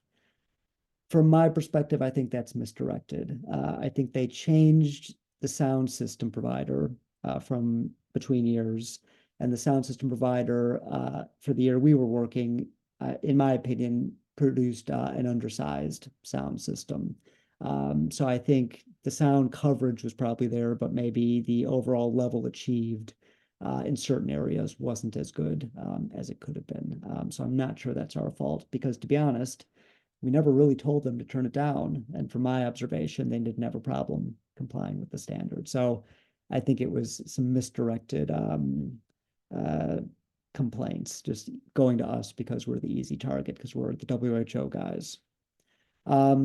They told us in follow-up meetings that they intend to carry on with safe listening. They've gone through the 2024 iteration, I think doing their own monitoring without us there. So as far as I can tell, they are still doing it, which is good. I won't go into this whole debacle about getting the equipment back, but essentially Ian and I had to leave early because the festival was ending on Christmas Day, I think. And we, I think, would be in quite a bit of big trouble with our families if we weren't home for Christmas. So we had to leave a number of days early. So it was up to the festival staff to deal with our paperwork, our customs paperwork, and deal with collecting all the equipment. It was a complete question mark whether I'd ever see any of this equipment again. But eventually, about 5 months later in April, the equipment turned up in my office on this little pallet and box. So we got it all back. All was good. And this is just from Shelley, who leads efforts for the safe listening, make listening safe at the WHO. She said the fact that the WHO safe listening guidelines were successfully implemented on such a large scale by such a small team with such positive impact is an enormous step forward. Safe listening can be a reality due to the hard work of everyone involved. So that's what we did. That was Ian and my adventure into India to apply this for the first time. And I think it was generally quite successful. So with that, I can pause for a moment in case anyone has any questions. And then I can carry on and tell you about the HELA Initiative in the last few minutes we have in the session. Can I just jump in with one quick question? Yeah. to you is just that I can't see any specific questions in the chat just at this moment that haven't sort of been answered by Ian, but I want to pick up on something that Shelley just pointed out or noted in her quote about with such a small team, because you and Ian have a huge amount of expertise in sound recording to a professional level. You know, how many people are there out there that would have this kind of, you know, these kind of skills and knowledge to be able to do this? And is there, you know, have you, for example, written up the lessons learned, or could you write up some sort of guide that would guide others to be able to carry this out? I mean, you know, either in a national or an international festival or event or. Yeah, absolutely. That was one of the asks of the production team. They said, can we have a one-page checklist of how to do this? But I think your first point is more critical here, and that my answer is that there probably aren't that many qualified people out there in the industry who can do this on their own. If you look at kind of the high profile big festivals like the Glastonburys and the Downloads and whatever, yeah, of course, they have people who are qualified for this. But if you're looking at more of the grassroots venues, which I mean, arguably are about 90% of the live music sector, no, you know, they're not going to have the expertise, which leads quite nicely on to why we've done the HELA Initiative, which is the next bit of the talk, but that's addressing that exact question. That's great. Well, I think that's a nice move on to. Well, we've got one quick question from Alex Wegman, and we'll take that and then we'll move on to the HELA so that you've got enough time to talk about the HELA. Alex says, in practice, when the limit was being approached, were sound engineers and production team generally okay with being asked to turn it down? Is this something that we could potentially be taught in music production courses and audio engineering courses to get the right mix without exceeding the limit?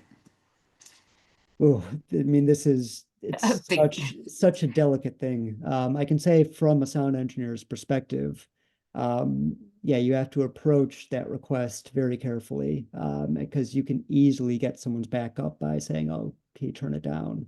I think the key that we tried, key approach we tried to take was to brief all the engineers, have the local crew who's responsible for each stage brief the sound engineers coming in saying, this is what we're doing, this is the limit we're working to. And I think if you have that conversation before the show, before the adrenaline starts going, before everything starts happening, then the tap on the shoulder saying, oh, can you please turn it down a bit is received much more favorably. And from my experience as a system technician at big festivals, when I have that conversation with engineers, often after a couple songs, they turn around to me and kind of give me an, ask, how am I doing in terms of the limit? So yeah, it takes pre-planning on how to deal with the turn it down request. I think if you were to not say anything to them and just then say, look, you're too loud, you have to turn it down out of nowhere, you're gonna be in for a fight and it could be problematic. So it's very delicate. From the education side, I'll talk about that in my next bit of the talk. I think with that, thank you. Go ahead. Yeah. Carry on. Just to put you at ease, there's not nearly as many slides in this last bit. This is more just some quick informative stuff. So the Healthy Ears Limited Annoyance Initiative, or HELA Initiative.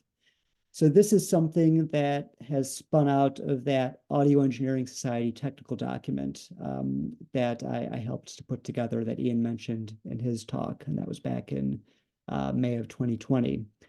We proposed this in the conclusion of that document because essentially the document spit out about 25 fundamental research questions that we couldn't answer. And it was sort of comes out of the show must go on attitude of the industry where we've kind of been moving at breakneck pace just to put the shows on over the years, where maybe we haven't slowed down to tackle some of these fundamental research questions. And so there's quite a few gaps in our knowledge base. So we said we need this initiative to bring people together to, number one, educate, but number two, fill in these research gaps and answer some of these very important questions that we don't have answers for at the moment. So I'll give you a quick overview of what this is all about and how you can get involved.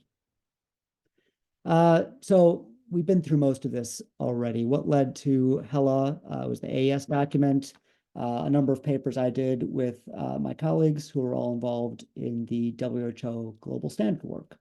So this is pretty much all stuff that was covered in Ian's talk already, but there's foundational research that kind of led to the start of HELA.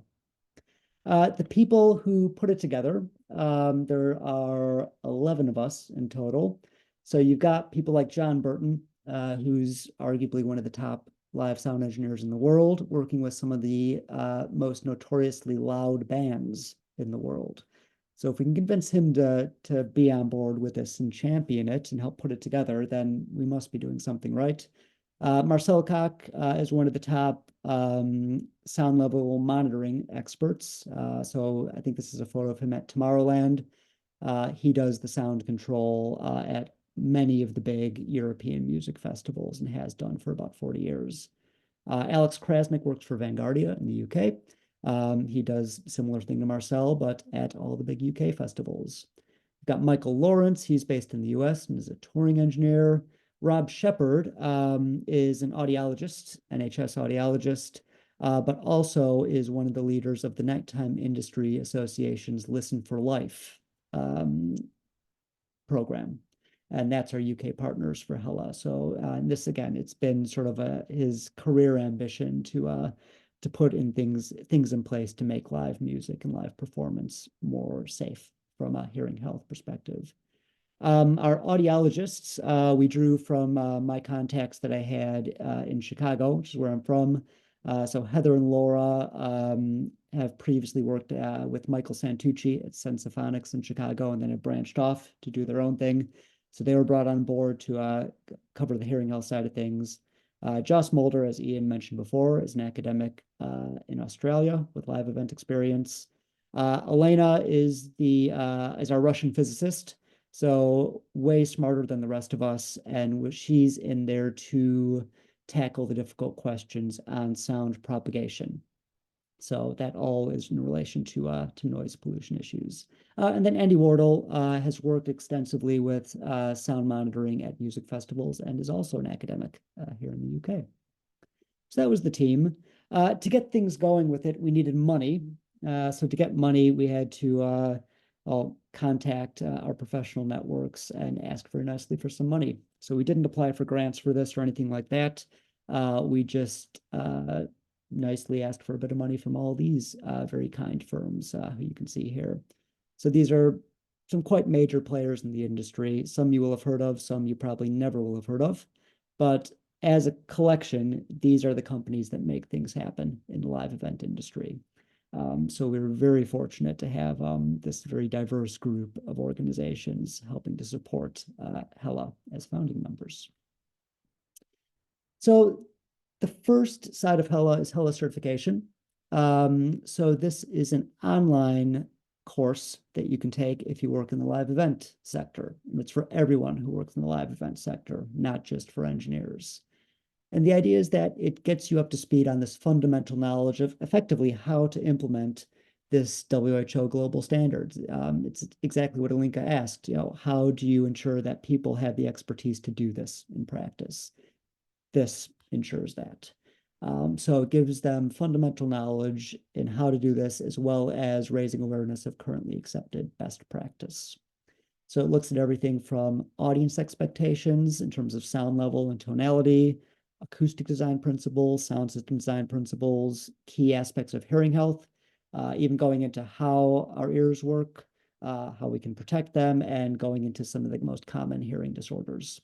And then it ends up talking about management and communication, which a lot of the times is the biggest challenge with implementing all of this. It's actually getting everyone on board and communicating effectively.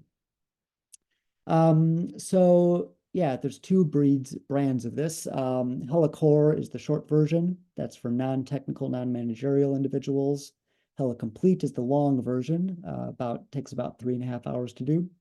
And that's for technical and managerial individuals. The certification is valid for 5 years. And at the moment, it's in British English. We had a big debate about whether it's in American or British English, and I lost. But we are going to expand it to other languages. We have a huge bit of interest in Spain and in Brazil and in Germany and France, and even a bit in China at the moment to get into local languages. So yeah, things are in motion. But we launched this at the beginning of March. And essentially, we had some early adopters that helped us work out the bugs, and we're about to go on a very big marketing push to get this really out there into the industry. And this is just sort of a snapshot of all the different modules for the full long version of the training. I won't go through all of them now, but I'll give you a QR code at the end of this talk, so you can go to the website and have a look for yourself. And then, just to end, we have a research side of HeLA now. And this is sort of hot off the press. It's only last week when I was given the thumbs up that I can even say anything about this. But we are launching, this is something that Ian's involved with, and I think Sam Kuth is in the call. He's also a major player in this, the HeLA Research Cooperative. So we've got just shy of £500,000 from EPSRC in one of their micro grant networks, which is going to start in September and roll for 2 years. And the idea is that we're trying to increase collaboration between academia, industry, and end users. This is something that Elena Shabalina, who I mentioned earlier, she's been going on about for years, is that there's really poor communication between these 3 groups of people in the live event sector. So the idea is that research projects that we support through this network, the requirement will be that you have to have representation from academia, industry, and actual end users. And that's really casting a wide net in end users. It could be people, it could be audience members, it could be neighbors who are impacted by noise, it could be local authorities, it could be engineers, it could be really any number of people. The idea is that all their voices need to be heard in these projects to get some workable solutions and some really good research projects out of it. So we've got £200,000 to fund pilot studies. So those will go out in 3 rounds, probably starting in early 2026. So kind of watch your social media feeds for that. But the main thing is that anyone can be involved. I mean, any of you on the call, if you have an interest in being involved in this, drop me an email. I'll get you on the list. Really, the more the merrier. I think the more voices we could have represented in this, the better. Because we really want to make sure that we're not excluding any groups from this and that we're really conducting meaningful and impactful research. Long-term, beyond the grants funding, we're hoping that the HeLA certification is going to be up and running, and the very small user fees that we have associated with that ideally will be paying to keep the research cooperative going, because it's not for profit. So any profits we do make go straight back into the research. So hopefully this will be something that just goes on indefinitely, and we can keep growing and growing the group to really reach the live event sector throughout the world and all relevant members of academia and industry as well. So that's HeLA, both the education and research side. The QR code on the screen now will get you to the HeLA Initiative website. At the moment, it just details the education side, but once we get moving with the research side in September, we'll have a whole section of the website dedicated to research. So with that, I will thank you, and I'm sure I can ask any questions in the last 10 minutes, answer any questions, and Ian's still around as well if you have questions. So thank you very much.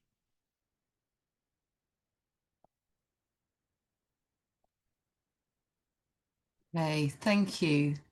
I'm just looking to see if there are any specific questions just now in the chat. I can't see any. I guess it's absolutely fantastic to see how many partners you've got involved there, or sort of founding members as you referred to them. Presumably they can help you to access the sort of people who the very people that you want to get involved in this and to go through the online training. So are you feeling quite confident about that because you've got so many partners that that you're going to be able to access the people that you need to? Yeah, I mean, the opportunity is certainly there. So far, from my experience, it's easy to get them in conversation, say, yeah, that sounds great. The difficult bit is getting them to actually sit down and do the training and get Mm, themselves certified. mm, The leaders at the moment is actually through Culturum, which Ian mentioned. Those are our Norwegian partners. And they're in the process of putting through 30 of the biggest venues in Norway through all of this. And they've got trade union sign off on it and really just some great support from their side of things. My colleague John, he's out on tour with a very big name UK rock band at the moment as their sound engineer. And I think as of yesterday, he's gotten their entire crew and the band members agreeing to do this training. Um, and yeah, it's sort of those kind of targeted approaches. And then what we'll do is we'll do some case studies on that and really push that in the media. Kind of once we have these high profile venues and musicians and individuals doing it, then it gets a bit easier. But it's getting those early adopters through the door, which is always tricky.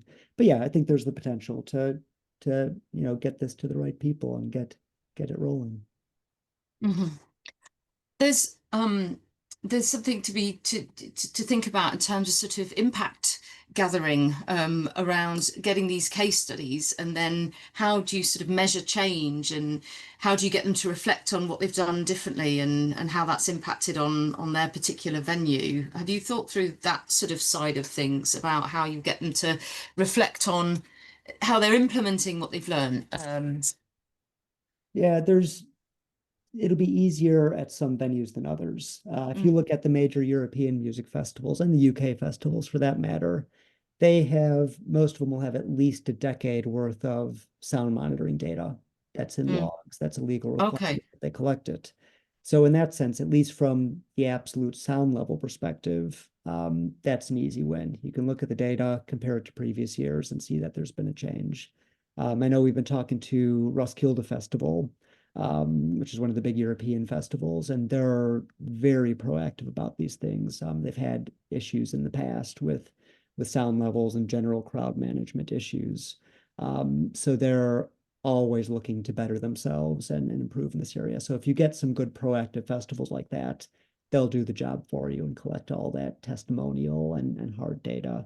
But kind of the rest of it, the kind of actual public impact is something that Ian and I have been discussing for a number of years. And we have a PhD student at Nottingham at the moment who hopefully is going to be looking into that, into effective ways to survey concert goers, to kind of judge, how they felt about the sound and try to work out roughly what they were exposed to at a given event.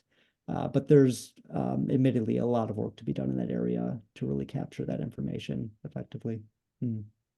Hmm. Lots to think about, and so exciting that you've got a research network that also has all of these industry partners involved as well. I should imagine that will just snowball as you get more people involved who've been through the training and are reflecting on their experiences. So it's really exciting. I think we have time for one more question. And Nick asks, we've got a couple, which is great. Nick asks, have any studies been done on silent level exposure at something like silent discos? Or even just personal listening habits. So, what sound levels individuals voluntarily choose when it's under their control? And does the tech even exist to facilitate this kind of study on a sufficiently large scale? Do you want to take that one, Ian? You might be better placed to answer it than me. Thanks, Adam. Good question. In relation to silent discos, I am not sure. I haven't seen anything specifically in that area. There was certainly a fair bit of background research done on preferred listening levels with personal audio systems during the development of the WHO standard for those devices. From memory, and I wasn't directly involved in those studies, but I think it's very variable, very individually variable, that is. As you might expect, one of the dominant factors is what's the ambient sound level that you're immersed in when you're listening. So in that sense, noise cancelling headphones are a really good development for this, because they allow you to choose your preferred level independently of what's going on around you. And I know that comes with some potential other concerns and considerations in terms of environmental awareness and safety and so on. But in terms of sound exposure, it means that you're not competing with the traffic noise or conversation or whatever else is happening around you. So with active noise cancellation, people choose a lower level to listen at, because they're not competing against ambient sound. I think from memory, it's the case that some individuals place themselves in a hazardous territory through their listening habits. Certainly the headphones on modern devices are capable of generating levels that probably aren't going to cause you any immediate trauma, but over time they put you in that category of being at risk of overexposing yourself and suffering cumulative damage. So it can be done, and a minority of individuals listen in ways that put them in that category. But I think the majority of people probably don't listen at that high level for that long duration. And in a silent disco and the excitement of that environment, I don't know what levels people choose, but I imagine it's probably at the higher end. Thank you, Ian. And then just, I think we've got time just for one very quick question from Sam, just saying, obviously the University of Derby teaches audio engineering students about this, but do you have contact with other universities to align teaching? Yes. Yeah, I think we're in touch with pretty much all the universities in the UK and quite a few international universities on the subject. For the research co-op, we've got partnership with Nottingham and Manchester in the UK, and then a handful of universities in Europe and beyond.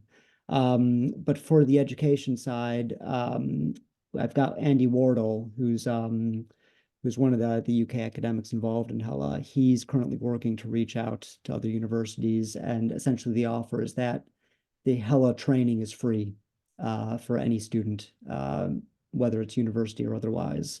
So it's really kind of a no-brainer for universities that teach audio or acoustics or anything related to roll this out to their students. You know, and it's not a big time ask. You know, the short version is 45 minutes. So yes, so we have been in touch, and we are getting in touch with more and more universities by the day, because I think that's a really important point, is that, you know, that's how we reach the next generation of people who are going to be running this industry. And if you get the messaging right from when they're younger, then they're just going to have these good practices that they carry on through their career. From my experience, it's the older engineers who are much more set in their ways that can be the most difficult to work with on these things. Great. Okay. Well, thank you so much. I think we should finish there, because we're only a minute away from the end of the session. But this has been really, really informative. Really appreciate you taking the time to come and share these initiatives with us. And I think certainly this is something that those who weren't able to make it today will be looking forward to listening back on our webpage for this seminar series. So thank you so much. Really, really appreciate it. I just want to finish with a bit of a plug for a special issue that we have of Music and Science, which is accepting submissions to April. I'll just put the details on there. That's sort of very relevant to this seminar series because of its sort of focus on a really broad range of different topic areas, and that would include hearing conservation and hearing protection devices. So if you know anybody who may have forthcoming research that would fit into this special issue, then do send on the link to them. But yeah, once again, thank you so much, Adam and Ian. Really great to have you on. Our next one in the series is going to be in September, so keep your eyes peeled for that. Okay, thank you everybody, and we'll see you again soon. Bye.